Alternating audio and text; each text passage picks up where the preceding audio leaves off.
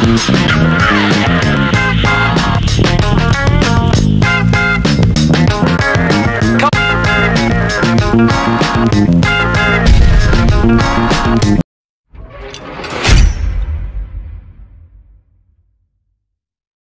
what's up mga kasubok? For today's video, magpapa throttle body cleaning natin si Ares. Ito yung ating Honda RS 125 Fi.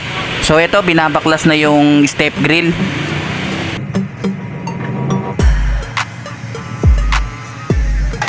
Ito, binabaklas na yung console cover o tinatawag na batok. Sundan nyo lang yung video kung gusto nyo sirain. Mag DIY.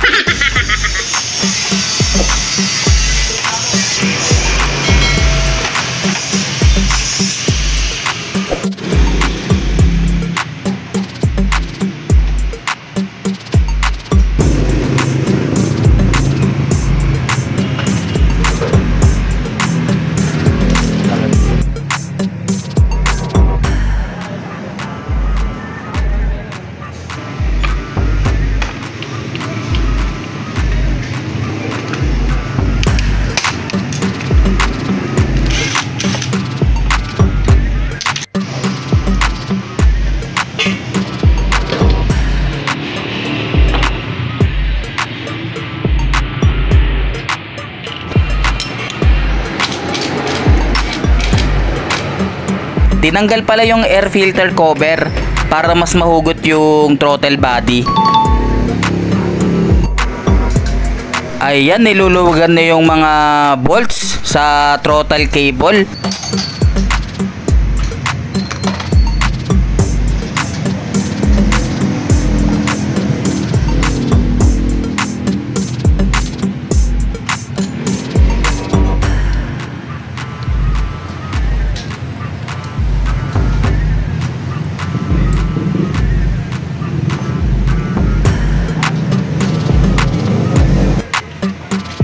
Ayan, natanggal na siya.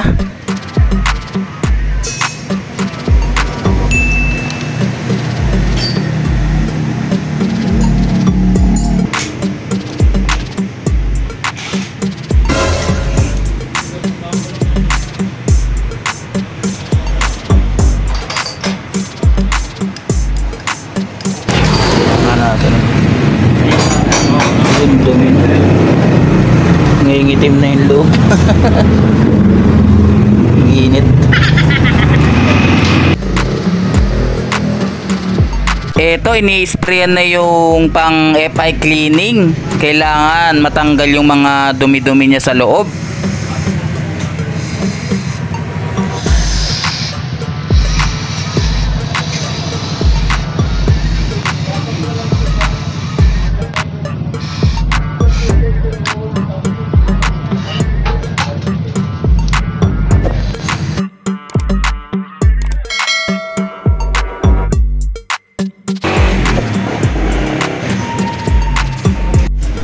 Sunod, binaklas na yung intake manifold.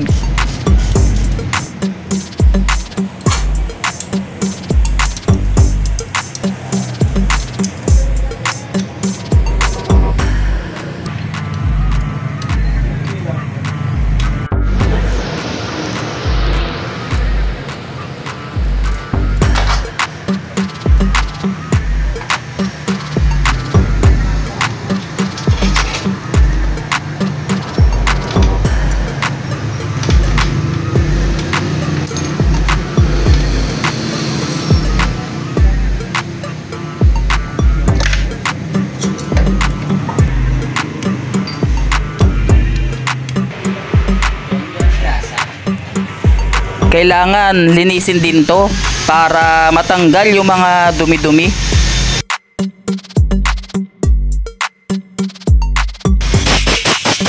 At syempre, bubugahan mo to at kailangan patuyuin mo bago mo ibalik.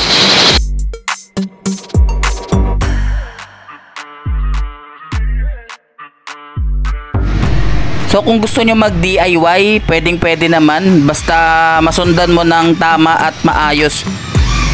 Kung nagdadalawang isip ka naman, malamang dalin mo na sa pinaka trusted mo na motor shop.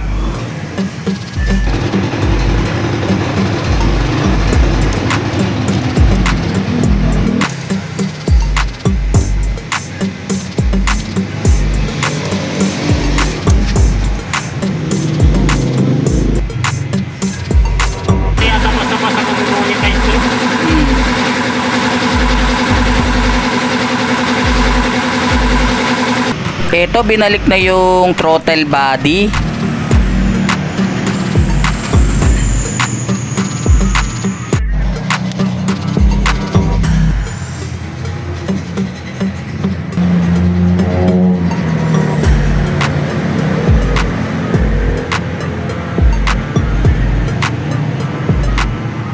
After that, tinesting muna at in-engine start kung good items na bago ibalik yung mga fairings. Mahirap kasi binalik mo na lahat ng fairings tapos hindi pa pala siya ganun ka good items.